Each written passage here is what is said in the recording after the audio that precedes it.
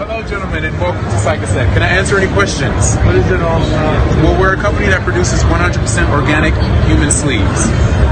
You're probably wondering what's a human sleeve. Well, if you gather around, I can let you know what we do here in full details.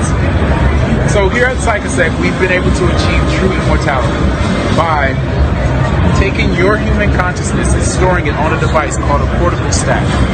It's implanted in the base of your neck, and it collects and stores everything that makes you you. Every memory, every emotion, every sensation, everything you've ever experienced gets stored on this little device. You can see it here on this screen that's about to come up. You guys just follow me. All the information is stored on this device and can be digitally transferred from one sleeve that you currently occupy into the sleeve of your choosing. Sleeves are basically human bodies we grow in our labs. They're organically real. Bones, tissue, organs, everything. These are the best bodies you'll ever have. Period. Nothing can hurt these bodies, but they are human. So if something were to happen to them, you can always change them out for a new one. That's why it says immortality becomes non-existent. Because you can be 50 in one body and change to the next body. You're as young as you feel. If you come this way, David's going to show you some 2018 models that you can choose from. Well, you can choose which sleeve you desire. Now, you can either have the sleeve that you have right now, or we have a selection of wonderful sleeves that we have made through Psychosec, fully genuine and organic produced. Now, if you'd like to be taller, shorter, skinnier, if you'd like to have better vision, maybe strength in your body, you have the choice to choose a man or a woman's sleeve. Now, if your sleeve becomes damaged or too old for your liking, simply remove from the cortical stack your DHF, your consciousness, to another, newer. Are you saying that they were keeping these anomalous species in containment and you released them? Joe, when I tell you I'd sifted through hundreds of these different encounter stories, dozens of mission documents under Operation Blue Moon, dealing with the extinction and extraction of these anomalous species, these agencies had been hunting them down for generations, bringing them to special containment centers for species preservation. And as I sift through hundreds of these encounter documents, I find the coordinates of an anomalous species containment facility labeled Pandora's Box, which had been holding hundreds of these different anomalous species that had been tracked over the years. And while And you went to the facility? Joe, I just needed to see it for myself. I'd headed straight to the coordinates of the facility, and as soon as I'd walked inside, you'd sort of just wished you hadn't. Shivers are just going down my spine as I'm standing in this dark, ambient facility with just hundreds of these containment units holding all these creatures. I mean, the things I'd seen, Joe, as I'd walked through these corridors, all these creatures that I'd just been reading about were now staring me in the face. And as I proceed to walk down this assorted aisle of what I've once thought as myth, I look at each one of them as they stare back at me. I see the horrific two-horned devilish creature from Thomas's encounter. I see a tall, slender, multi-eyed, almost human-like creature. And I remember trying to not hold eye contact for too long with them. As you could imagine, it was beyond bone-chilling, but I keep walking. I see this tall, white-furred creature that had looked so much more man than ape. I'd felt bad he was contained. As I'd kept walking, I'd seen dozens of these monstrous, man-like creatures that had stood upright. Then there were the aquatic phenomena. I'd seen a tentacled, ferocious shark-like creature with a horrific set of teeth, enormous spiders and serpents, some of which so big they'd had custom holding tanks, large-headed, tarantula-legged creatures. But as I'd gotten to the back of the facility, I see a huge grated door labeled "Do Not Open," and boy, do I wish I'd hadn't. But tired of the lies, I just wanted no stone unturned. And I scanned that key card once more, and I'd opened the door. As soon as I'd locked eyes with this creature, I'd came to the gut-wrenching realization of why he was in a secured unit. What happened? Joe, I couldn't move. I mean, I was physically frozen. I couldn't step closer if I wanted to. I was just locked into the gaze of this serpent-eyed creature with the scaled skin body of a man. It felt like it was inside my head.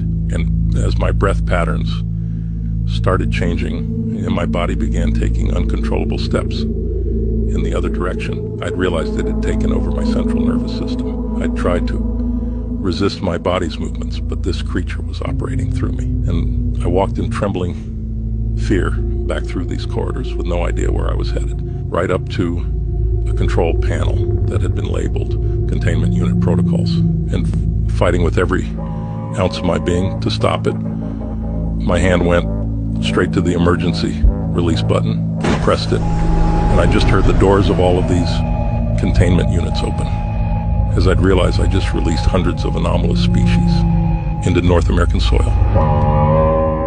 This is the true story of the Skinwalkers. Skinwalkers are warlocks with the ability to shapeshift and become animals or people. They can not only take your appearance but also clone your voice perfectly. The biggest Skinwalker sightings have been in Ohio and Arizona, but they are found all over the world. The preferred form of Skinwalkers is that of your pet. They take the form of your pet and enter your home and try to act like your pet to gain your trust, and then they can take your life. Watch how in this video the boy realizes that his dog is a Skinwalker. Let me see. I'll know if she's my dog. Merlin, sit. Turn around. Turn around. Lay down. You're not my dog. My dog don't know how to do no fucking trick. The fuck? Call 911. Hey! Somebody!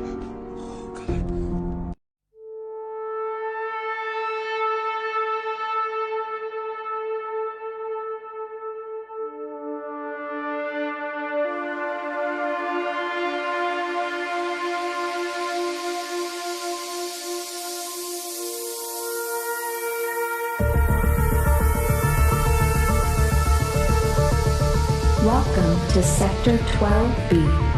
Sector 12B. To Sector 12. All visitors must comply with 12B ordinances. Failure to comply will result in immediate apprehension and containment. Your visitation microchip is now activated and expires in 72 hours. Visitors must report back to the sector gateway within that time. Please respect the citizens of 12B and enjoy your stay.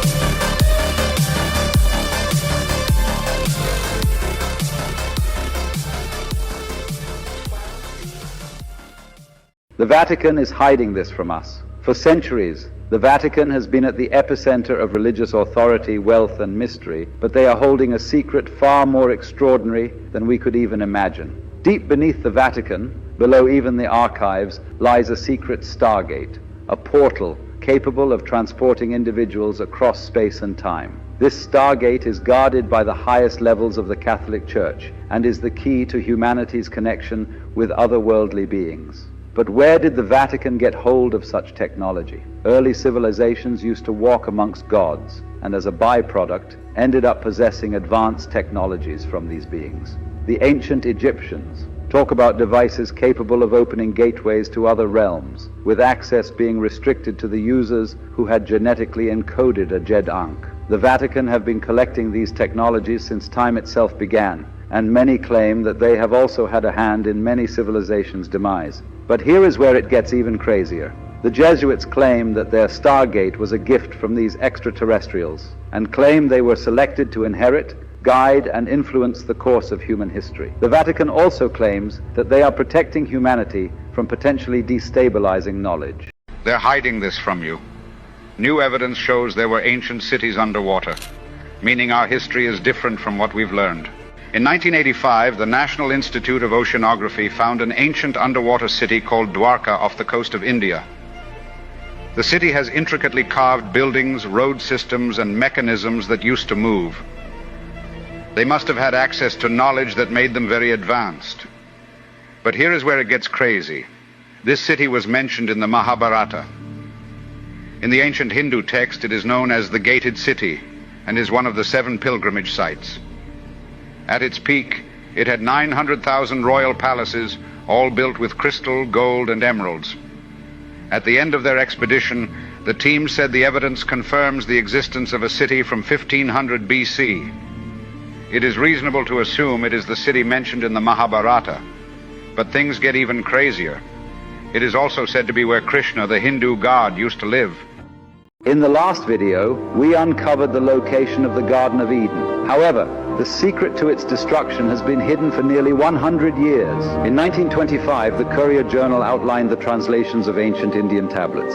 The tablets were translated by an East Indian high priest and Colonel Churchward. According to the article, the origin of man took place in the land of Mu 50,000 years ago. But it was not until 37,000 years later that the entire continent was swept away in one of the deadliest cataclysms of all time. At the time of the event, there were 65 million inhabitants on the land of Mu. Many of the inhabitants were swept away by the engulfing waters, but some managed to escape to the peaks, which have become the islands we see in the Pacific today. Some even used their flying machines to relocate to other parts of the world, but this is where it gets crazy. The timeline mentioned here perfectly lines up with a cataclysmic event called the Younger Dryas, a time of sudden and severe climate change, massive volcanic eruptions, devastating earthquakes, and colossal tsunamis. These events caused a significant rise in sea levels and major continental shifts. Could this be the event the tablets speak of?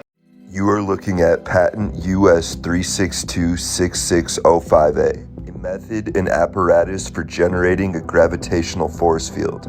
This patent may have something to do with a secretive society known as the Gravity Research Foundation, founded in 1948. This is a very interesting time period because it aligns exactly when an explosion of media reports and sightings of flying saucers exploded across the United States. The Gravity Research Foundation included some of the top scientists in the world.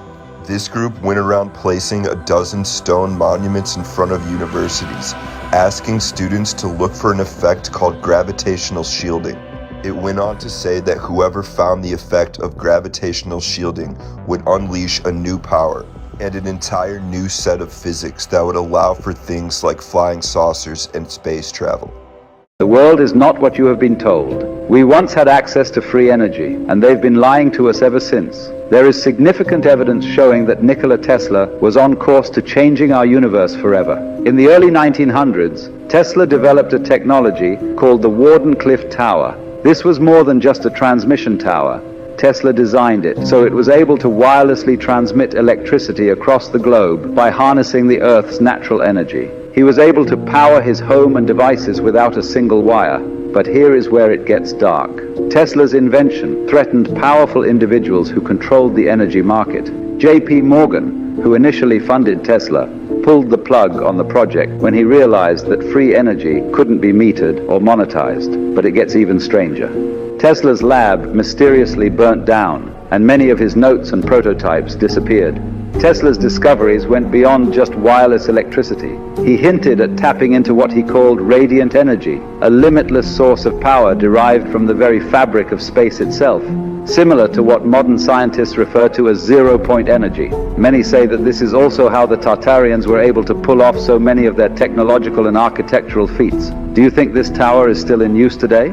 There were a number of civilizations who have self-destructed on this planet over the last 500 million years or more, the last of which was Atlantis, who were in conflict with the Lemurians, and that battle took place for several thousand years, and finally Atlantis self-destructed and sank into the ocean. We don't quite know for sure where it is. We think it's off Bimini. They found a pyramid on the seafloor there, or it could be the Bermuda Triangle, but there are nodes. If you plan and vector, put a bunch of triangles around the globe, where they converge, it's called a node, where all the lines converge, okay? And there's supposed to be 12 of these nodes on our planet. The Bermuda Triangle is one of the nodes. So what I think, where these lines converge, the energy is very, very strong. There are moments when when they're activated and planes fly through there. There are 3 or 4 planes have disappeared all at once who were flying in formation, never to be seen again. And I think that's what happens. But it's difficult for us to explain or understand. How can something like that happen, you know? 3 competing extraterrestrial civilizations have been using this planet as a laboratory. What I've been told by a Defense Intelligence Agency analyst in December of 1999, and he said, my job was to monitor and analyze the conflicting competition of 3 extraterrestrial biological civilizations in conflict with each other on and apparently over something about this planet for genetic manipulation for at least 270 million years. And I said, well, 270 million years is before the time of the dinosaurs. And he looked me straight in the eye and he said, one of the 3 competing groups made the dinosaurs as an 80 million plus year long experiment. We think it was the Ebens, the ones with the heads that are shaped like this and pear-shaped chin. He said, the Ebens have demonstrated for us that they can move matter in this universe into another dimension or another timeline. And they do it all of the time. He said 66 million years ago, something was headed for this planet that was 6 miles in diameter. Was it an asteroid? Were they responsible for it? That took out 95% of surface life on Earth, including all of the dinosaurs. If this was their experiment, they could have moved that 6-mile diameter object into timeline or another dimension, and there never ever would have been any collision. What else can we conclude? But they did an 80 million plus year experiment. And then is this the way they ended it? By taking out 95% of all Earth surface life.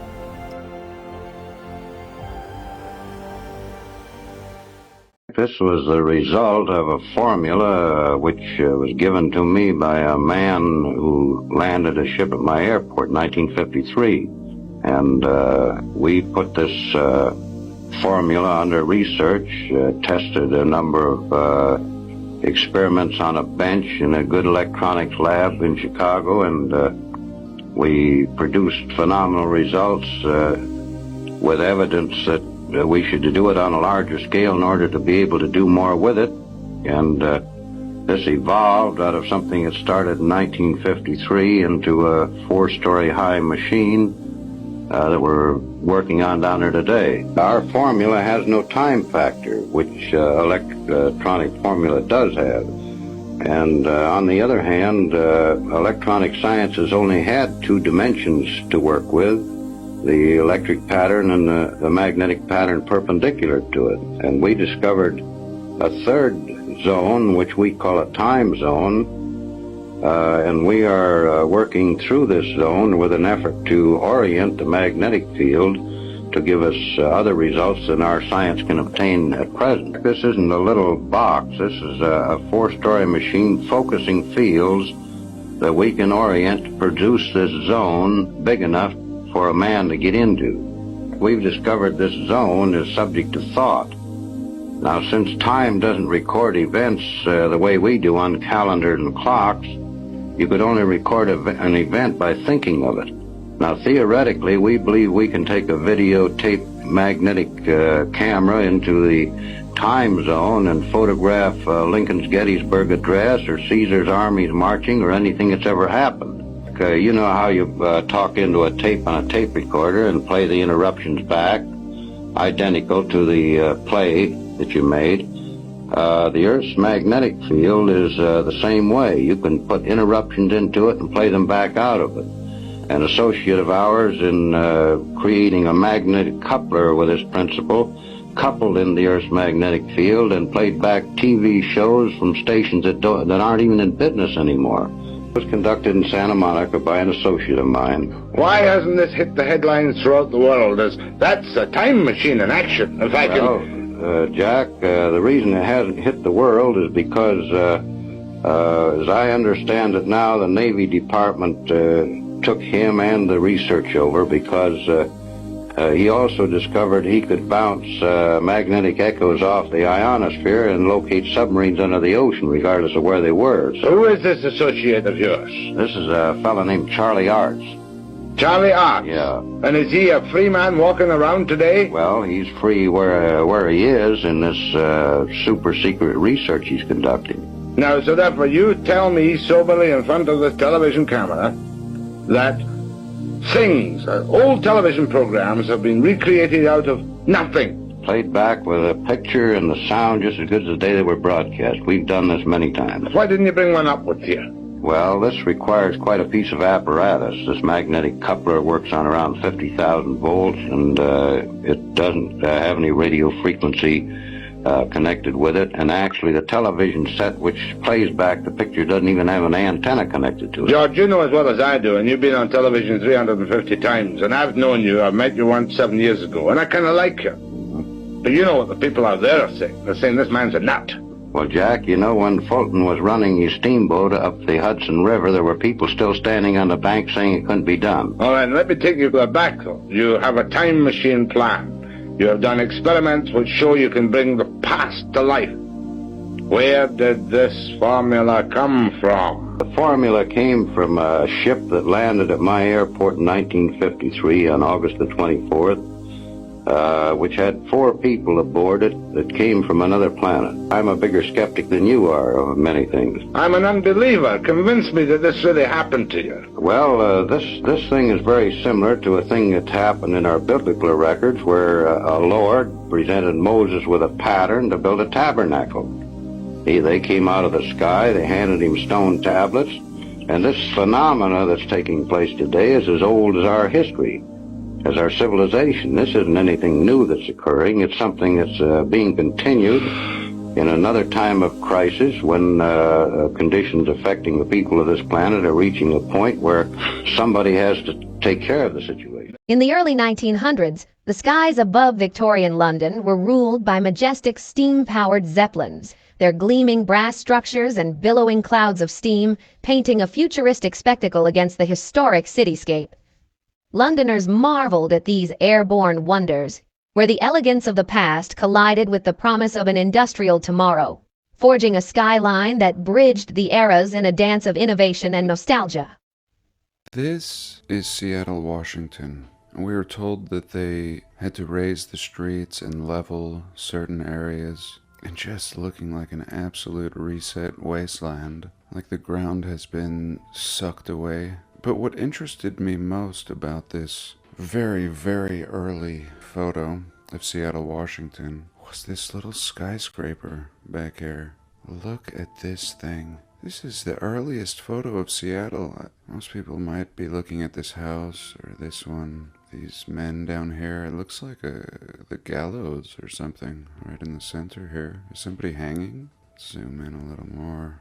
But what I noticed in the earliest photo we can see is a full-blown city back here. Skyscrapers. And then this one. Hello. What is this? I mean, looking as modern as anything today.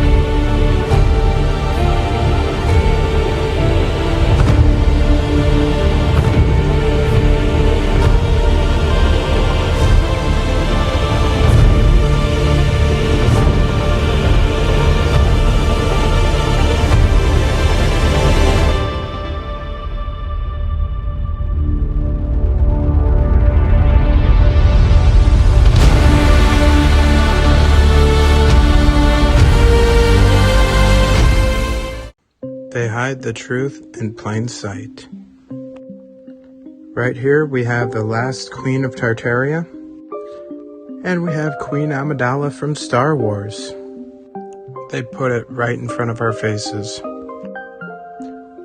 Far from coincidence. Two queens that evil wanted to erase. There's a lot more truths in Star Wars than you think. Question everything, friends. The Smithsonian Museum is covering up evidence that ancient Egyptians ventured to the Grand Canyon in North America, leaving behind hieroglyphs and mummies that have remained hidden for thousands of years. This conspiracy theory dates back to 1909, when the Arizona Gazette published stories about an explorer named G.E. Kincaid and his journey down the Colorado River. The paper reported that Kincaid discovered a cave entrance about 2,000 feet above the riverbed and decided to explore it. When I saw the chisel marks on the wall inside the entrance, I became interested, securing my gun, and went in. Kincaid reportedly told the paper. During that trip, I went back several hundred feet along the main passage till I came to the crypt in which I discovered the mummies. Kincaid described the crypt as one of the largest chambers, with walls slanting back at about a 35-degree angle. The mummies were arranged on hewn shelves, each with a small bench at its head, where copper cups and broken swords were found. Some of the mummies are covered with clay, and all are wrapped in a bark fabric, Kincaid said. He noted that all the mummies examined so far were male, leading to the belief that this section was a warrior's barracks. According to the report, Kincaid took numerous relics and shipped them to Washington. He also discovered large rooms chiseled out of the rock further inside the cave. Over 100 feet from the entrance is the cross hall, several hundred feet long, in which are found the idol, or image, of the people's god, sitting cross-legged, with a lotus flower or lily in each hand.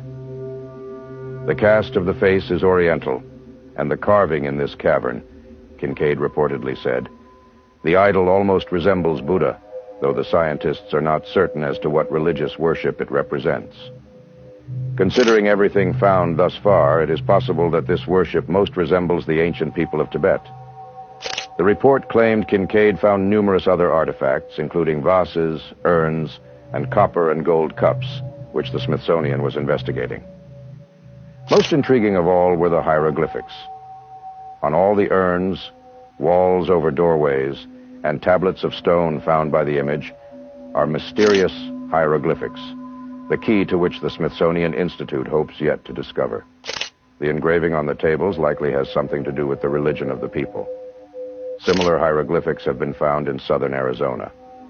Among the pictorial writings, only 2 animals are found. One is of prehistoric type, the report stated. Despite the extraordinary nature of these claims, the Smithsonian denies any involvement in such a discovery and asserts there are no records of Kincaid's existence.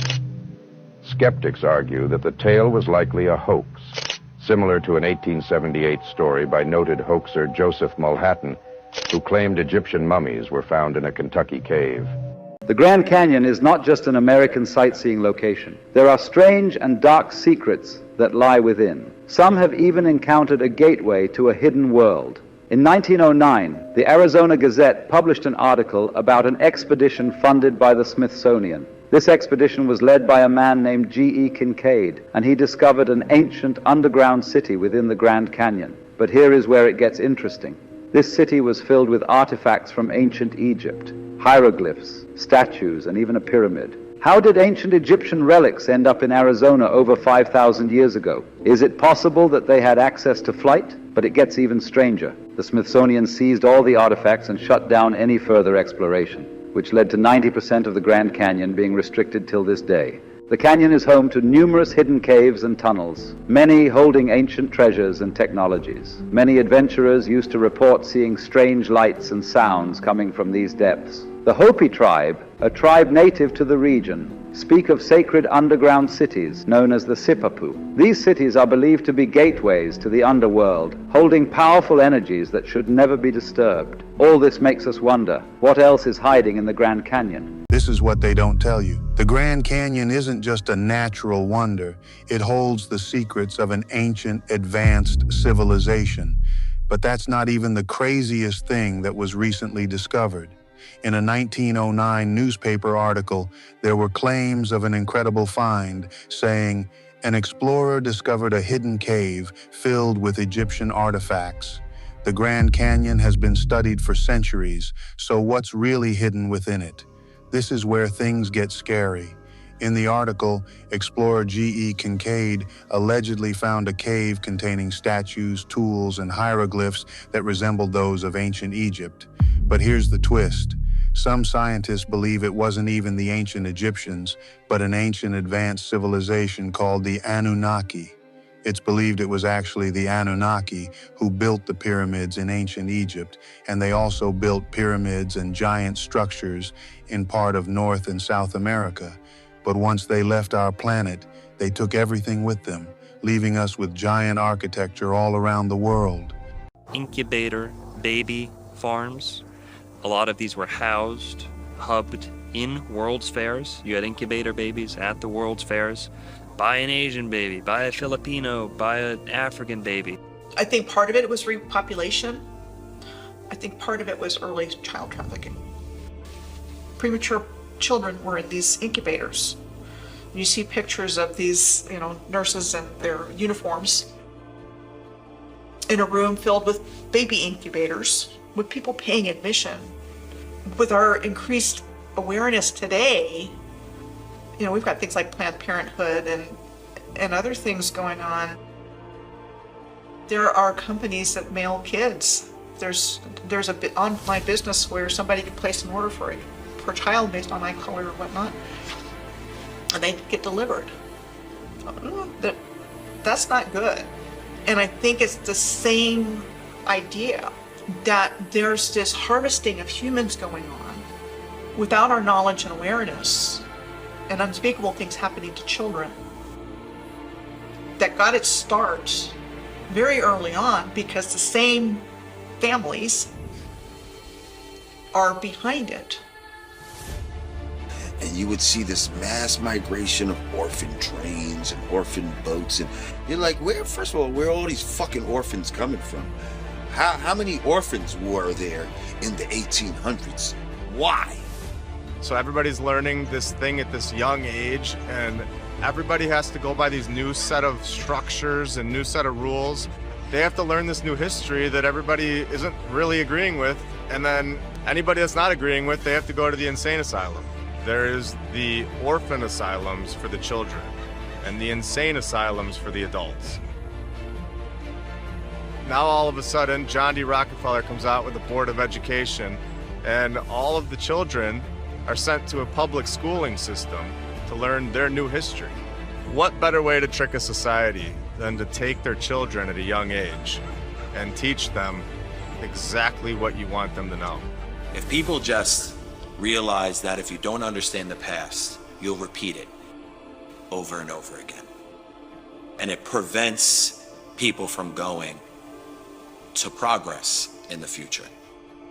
And us as a collective species, we have to get to the nitty-gritty of what really happened, what our true potential now is as a collective civilization.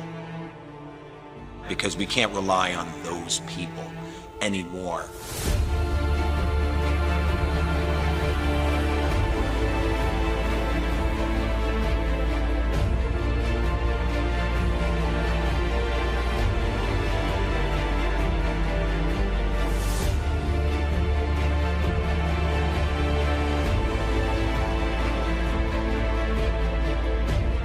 How does any of us know? And I would ask my father this all the time. I would say, Dad, how do you know you have a great grandpa? How do you know? None of us know. It's the truth, you know. Those are things, and you know, people can sit there and say, you guys are off your rockers talking about this stuff, but I mean, look who we're accepting the official story from. All I've ever known my whole life is that we don't know how we got here, and we don't know why, we don't know when. If Americans are sitting there one day and say, I don't know how I got here, I don't know why, and I don't know when, well, then you've been reset.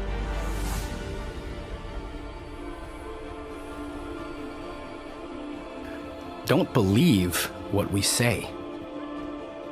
Go out in your own communities and do your own research. There's plenty of buildings that they left for us to examine. Once we can all wake up collectively, then we can come to realize what they have truly done to us.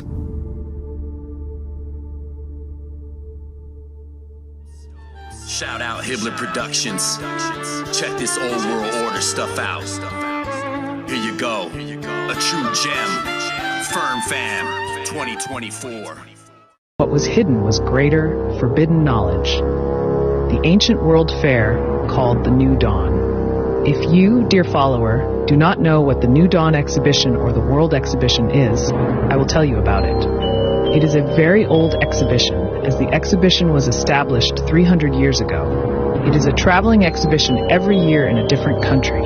It was a global event such as the World Football Championship and international competitions, but in science only, and it was all his mother brings out her discovered knowledge to the public, and people, scientists, and the press come and watch it. Then the First and Second World War broke out, and almost everything disappeared, and each nation began to hide its knowledge from the other nation. So I'm going to explain in the most ABC way why Tartarian music is so important.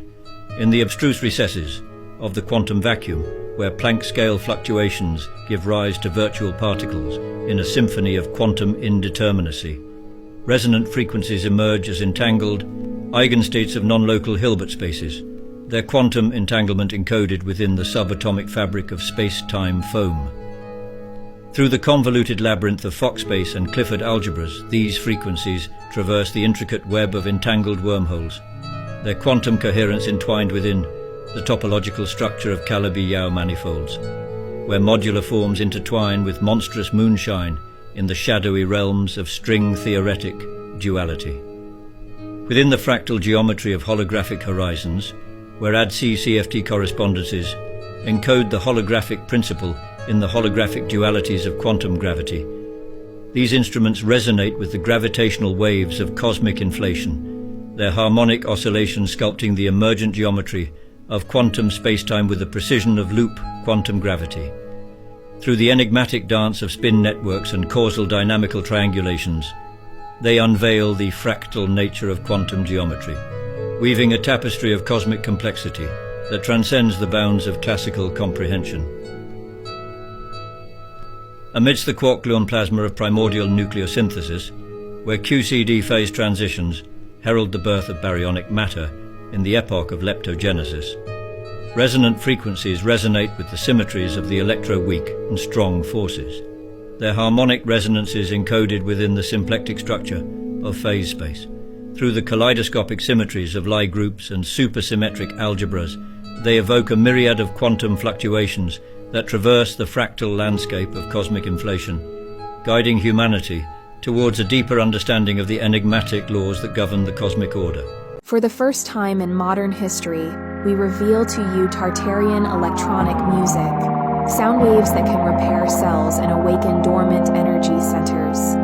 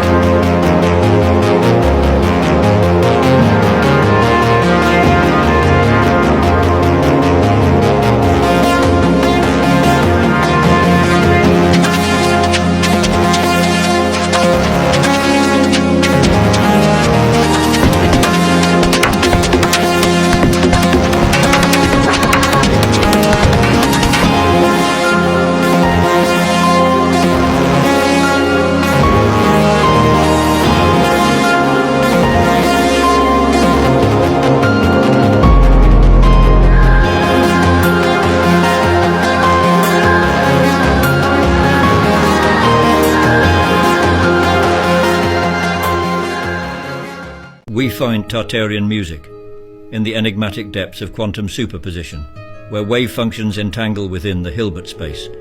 Emergent phenomena arise as eigenstates of the non-Hermitian operator, their quantum coherence enshrouded within the ephemeral flux of entropic gradients, traversing the manifold of spacetime. Through the esoteric interplay of matrix mechanics and path integrals, these frequencies materialize as quasi-particles, entwined across the fractal dimensions of the multiverse, their quantum correlations entangled within the intricate lattice of brain configurations. Within the cosmic tapestry of M-theory, where holographic duality converges with the holographic principle in the ADSEA-CFT correspondence, these instruments serve as conduits of extra-dimensional resonance, their vibrational signatures encoded within the spectral harmonics of non-abelian gauge symmetries. Through the transformative alchemy of brain cosmology and K-theory, they evoke a symphony of quantum fluctuations, their phase transitions resonating across the topological landscape of quantum probability. Amidst the celestial ballet of dark matter halos, where quantum foam intermingles with primordial fluctuations in the chaotic fabric of the early universe, these instruments resonate with the gravitational waves of cosmic inflation, their harmonic oscillations sculpting the curvature of space-time with the precision of quantum geometry. Through the esoteric lens of string phenomenology and quantum chromodynamics, they unveil the fractal geometry of emergent space-time, weaving a tapestry of cosmic complexity that transcends the boundaries of classical understanding. As humanity embarks on a voyage of quantum enlightenment, these instruments stand as harbingers of the unknown, beckoning towards the ineffable mysteries of the quantum realm. With each resonant modulation, they illuminate the hidden symmetries of the cosmos, guiding humanity towards a deeper understanding of the cosmic symphony that orchestrates the very fabric of existence. Inside the Hollow Earth been living there for 2,500 years. There is one continent inside the earth and one ocean. Their capital city is built around the original lost Garden of Eden. The vegetation grows like a paradise. The people live to be up to 800 years old. They communicate with telepathy. The inner earth people have built these androids that fly their flying saucers out to reconnoiter the outer earth. Our government has been knocking flying saucers out of the sky and back engineering these flying saucers. The people that live in the hollow earth are not extraterrestrials. They're from the lost tribes of Israel. Ornetti's chronovisor was more of an apparatus that enabled him to see back and hear back through time. He was looking something like a TV screen, something like earphones, but very complex, like a little bath escape. This was a machine, though, that used an antenna in receiving light and sound that exist always, that once produced are always essentially there, and you can somehow tune into them, and that would include, I guess, anything from the present until the most distant past. That seems to be what Ornetti claimed, yeah. You know, we used to talk a lot in both Akashic records and so forth, and today a lot of his talking about how it's rather quite possible, maybe even probable, that all sounds, all sound waves, all light waves, you know, kind of produced by us as we live, they are absorbed into the environment around us, and they're there.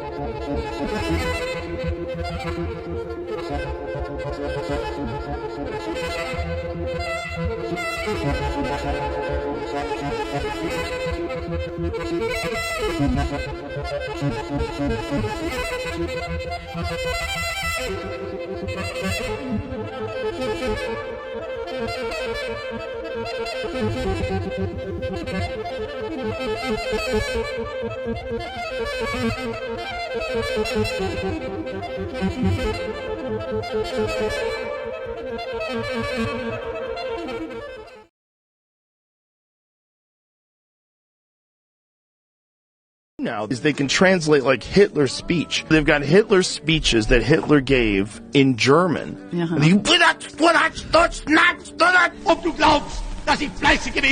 you get to see it in English, and you're like, oh. The German nation does not wish its interests to be determined and controlled by any foreign nation. France to the French, England to the English, America to the Americans, and Germany to the Germans. We are resolved to prevent the settlement in our country of a strange people which was capable of snatching for itself all the leading positions in the land, and to oust it, for it is our will to educate our own nation for these leading positions. We have hundreds of thousands of very intelligent children of peasants and of the working classes. We shall have them educated. In fact, we have already begun, and we wish that one day they, and not the representatives of an alien race, may hold the leading positions in the state together with our educated classes.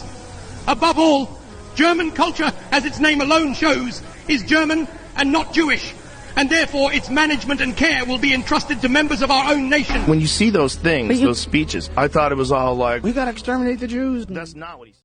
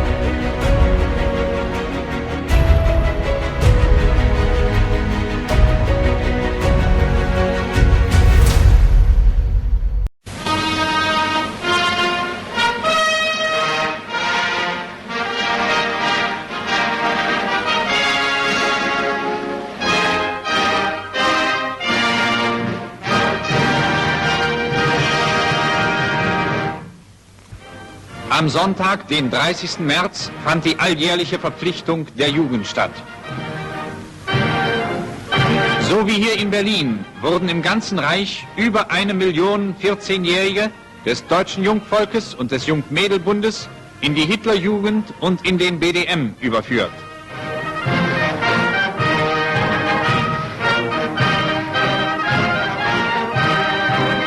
Der Reichsjugendführer Arthur Axmann, der die Verpflichtung der Jungen und Mädel vornahm, schloss seine Ansprache mit den Worten: Ich bin überzeugt, dass ihr im Hinschauen auf den Führer das erfüllt, was euch das Herz befiehlt.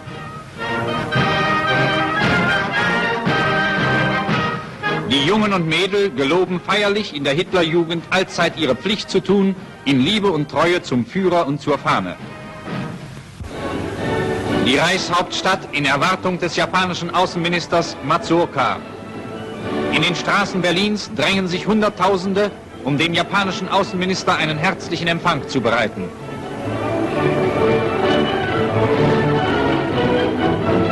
Die geschmückte Vorhalle des Anhalter Bahnhofs.